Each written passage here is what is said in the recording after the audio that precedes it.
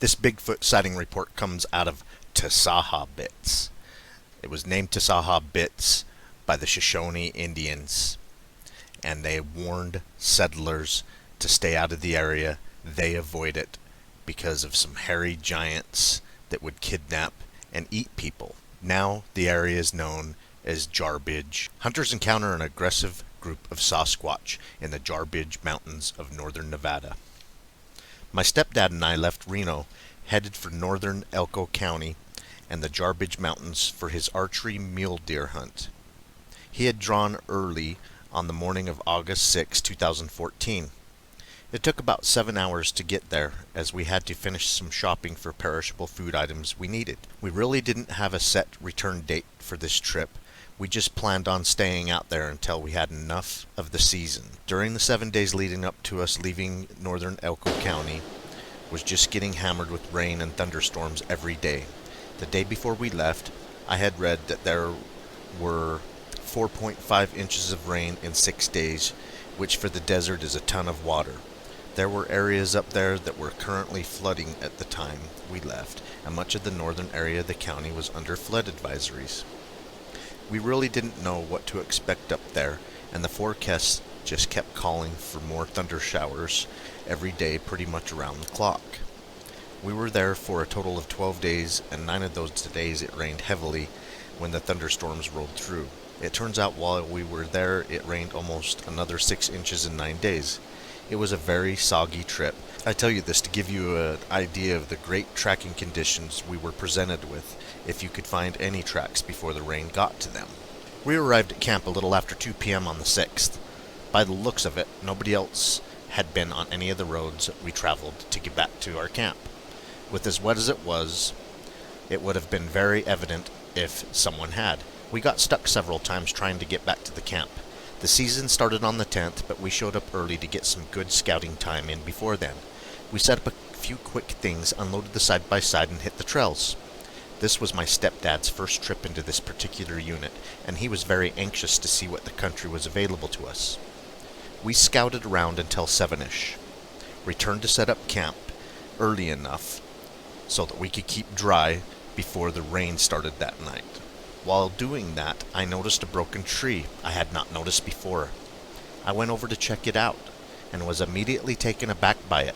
I was looking at a healthy tree that was still alive except for a broken part that had been bent over 90 degrees and snapped with no damage to any other part of the tree or trees that were surrounding it. It had not been hit by lightning or hit by a truck or ATV or anything like that. I don't know if it's worth nothing, but the broken part was pointed at the campsite. Needless to say, I felt I was looking at my first tree break. I had no other explanation for it, and it definitely happened that year during the growing season, as the tree had been fully leafed out before it was broken. I've used this campsite 3 years in a row now, and it definitely was not there in the previous trips. The tree was roughly 3 inches in diameter, give or take, and could not have been easy to break. I got my stepdad to help me try to replicate it on other trees of similar size and accomplished nothing. The tree species was a quaking aspen. After we ate dinner and set up our cots on the back of the trailer with the side-by-side, tarped it off really nice to keep us dry, and got ready for bed. This is the time I started to feel not right about the situation. I got that nagging feeling of dread and of being watched. The rain had stopped for the last few hours and it was dead silent. In the 3 years I've been there, I've never heard it that quiet. It was that deafening quiet. Ever since my first Sasquatch experience, I always have my light with me and my gun by my side. Tonight was no exception. I had left both in the truck and realized it before I climbed into my bag for the night. So I climbed out of the trailer tarp set up to retrieve them. By now, we were between 2 thunder cells and the lightning was flashing occasionally, lighting up everything. The truck was about 10 to 12 yards from the trailer. When I reached the passenger side, right as I was about to open the door, lightning flashed. 6-7 yards in front of me was the silhouette figure of an upright, standing, 2-legged, hairy man with a slight conical-shaped head. It appears that it was going from right to left and not directly facing me. Then all went black, and an eerie thunder crackled. I must have damn near torn the truck door off the hinges. I felt I was moving so fast to get my light and gun, I was freaked out at that point. I mean, see something 20 feet from me and have the lights go out like that? See how calm you can stay. I got my light and gun and saw nothing there when I got the light on, which was maybe a second or two later. So now armed, I felt a little braver and walked over to the road where I thought I saw it. I did find some tracks going from left to right. The trouble with that, though, is that we walked all over the area and they looked very similar with no definitive toes. It was just a bunch of mushed looking prints because it was so beyond muddy. Most areas had no firmness left to the dirt and mud. It was just a boggy mess. So I half-assed convinced myself that I'm seeing things from the long day I've had and I'm letting that tree break get to my head a little too much. I walked back while scrutinizing the entire 360 degrees around camp very carefully with my flashlight, and I climbed into bed. I'll never forget looking at my phone to see what time. I climbed into my sleeping bag. It was 9:02 p.m. I shut the phone off and laid there thinking about where and what I might show my stepdad the next day. What began to happen next is what turned me into a complete skeptic to a complete believer of Sasquatch. It was 10-15 minutes tops for when I laid down and started hearing movement outside the tarp, and began hearing the squishing of the mud under something's feet. It was moving very stealthily and came up to within a few feet of the tarp directly behind my head and stopped. I'm lying there trying to decipher the sound I just heard, and the tarp starts being pushed down at my midsection. It was pushed down about a foot, and me not thinking at all, and really freaked out on the inside without making noise on the outside, reacted and swatted at the pushed down area, and I hit something pretty hard. It hurt my hand. The tarp went back up immediately, and what was standing there shuffled back and smacked the tarp directly behind my head, causing me to let out a "ah" sound, and I consequently rechambered around into my Glock 45. Before I go any further, I need to let people know that my stepdad was on the same trailer about 8 feet from me, lightly snoring from time to time, and he is probably the soundest sleeper I've ever met. I'm convinced he could sleep through the house burning down and a carpet bombing a block away.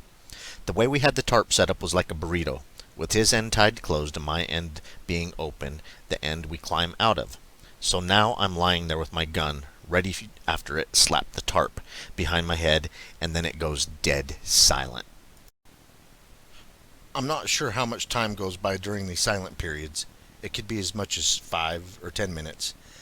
But I soon hear the one behind me move a little and hear more coming up to the side that my stepdad is on. I know there was 2 of them that came up on his side because 2 opposite corners of the tarp began getting pulled on at the same time and smacked around. All the while, I still have the one behind me, and my stepdad is happily asleep.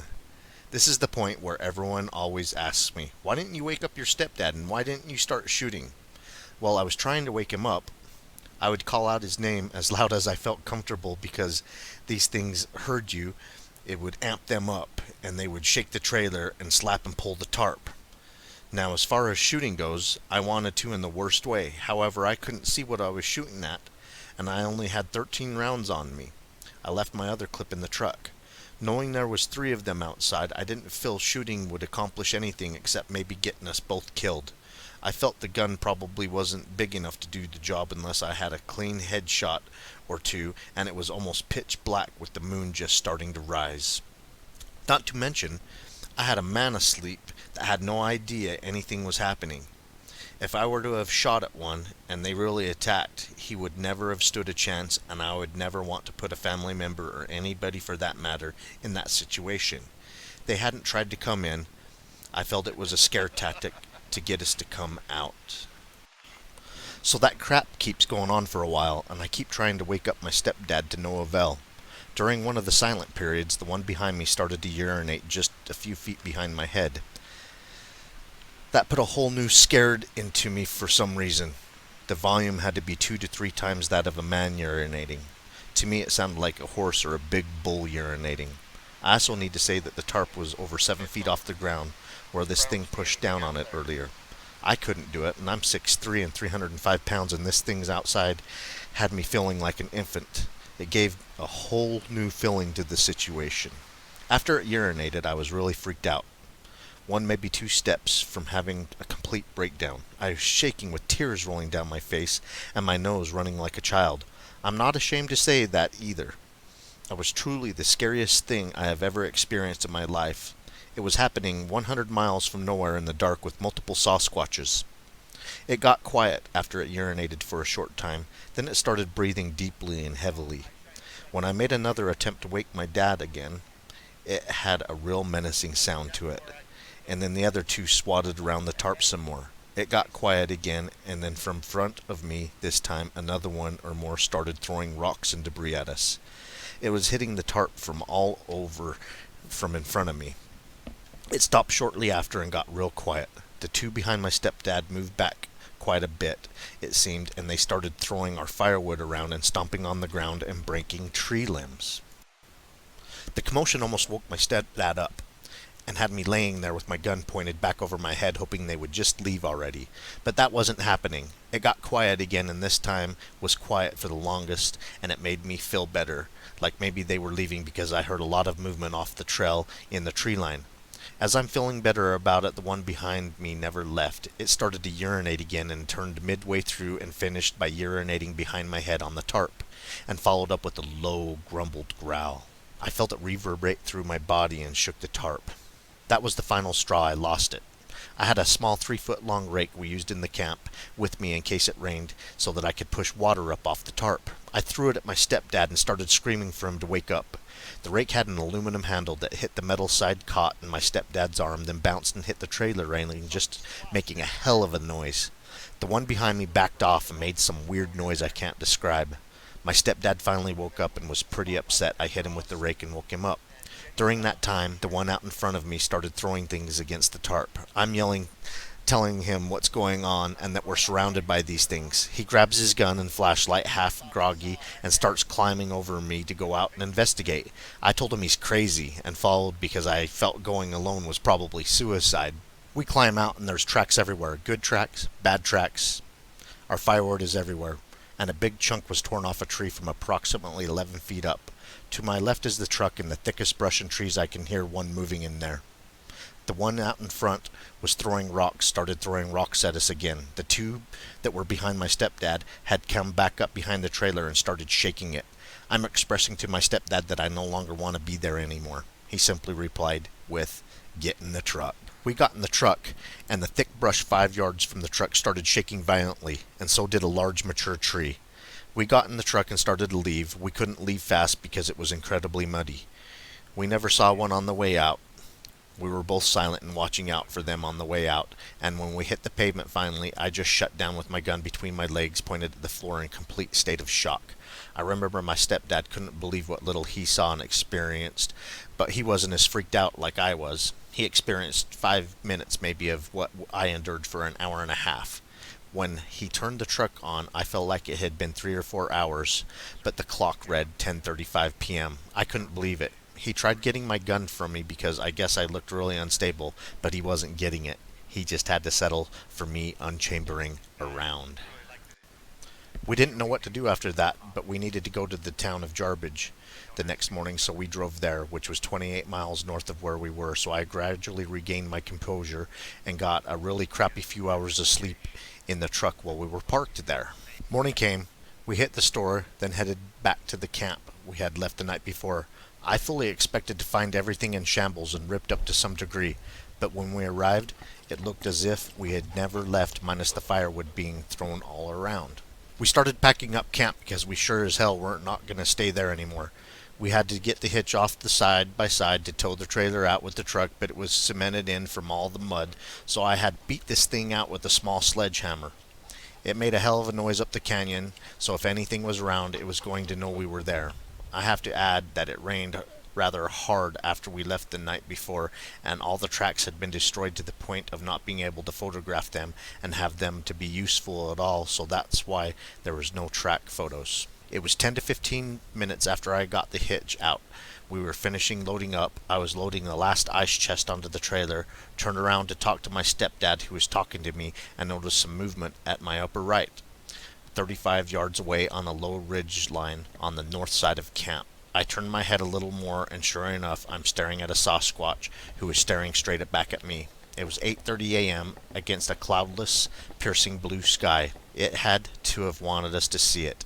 It didn't appear to be trying to hide and had purposely put itself against the skyline, something that every animal in the kingdom knows you don't do. That's without a doubt the easiest way to get yourself spotted. It lasted about 4 seconds and then ran up the hill into the ravine. This thing was fast and always stayed low to the ground.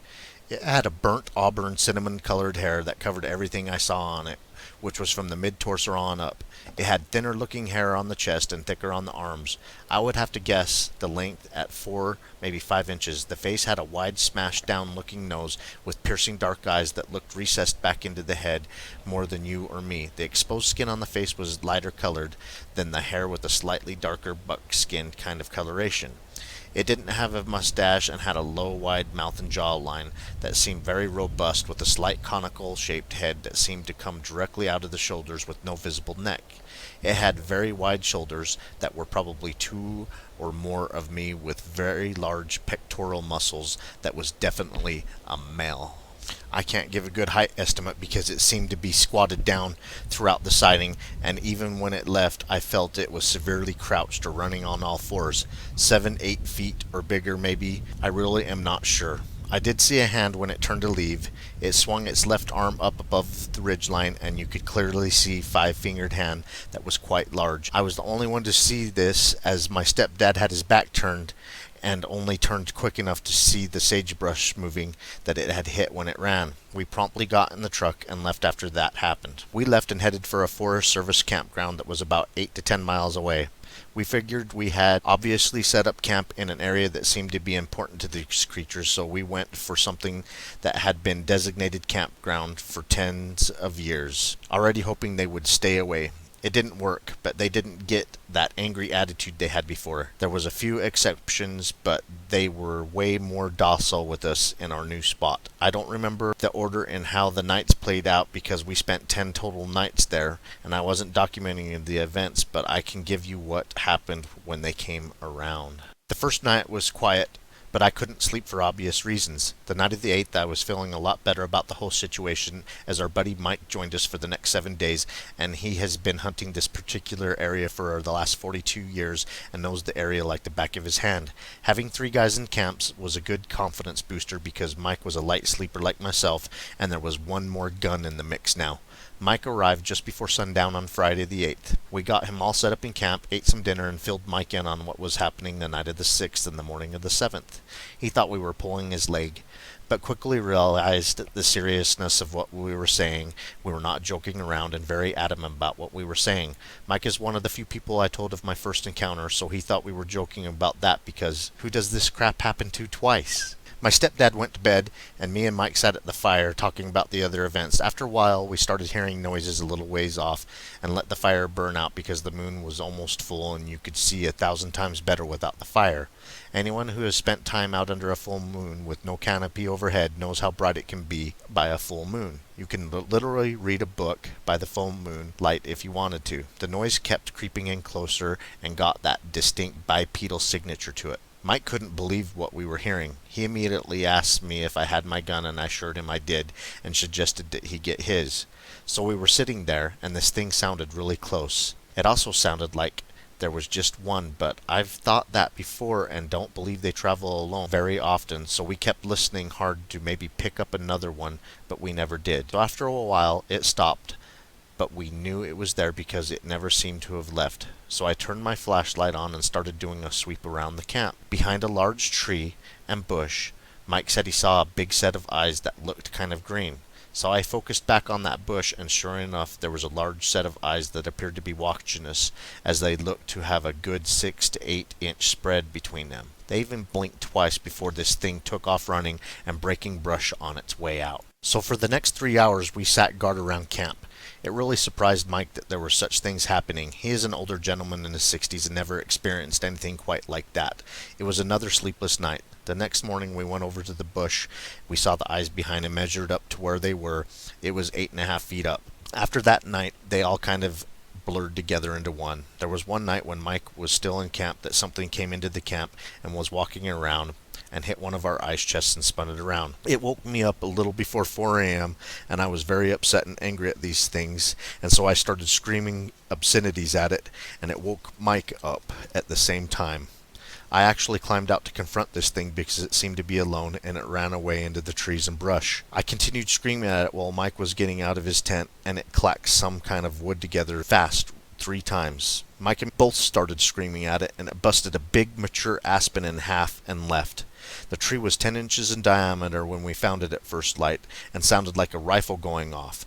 It was loud enough to wake my stepdad up, who thought we were shooting our guns. The rest of the time, all we heard were heavy footfalls and bipedal walking around camp. It also seemed to be one of them.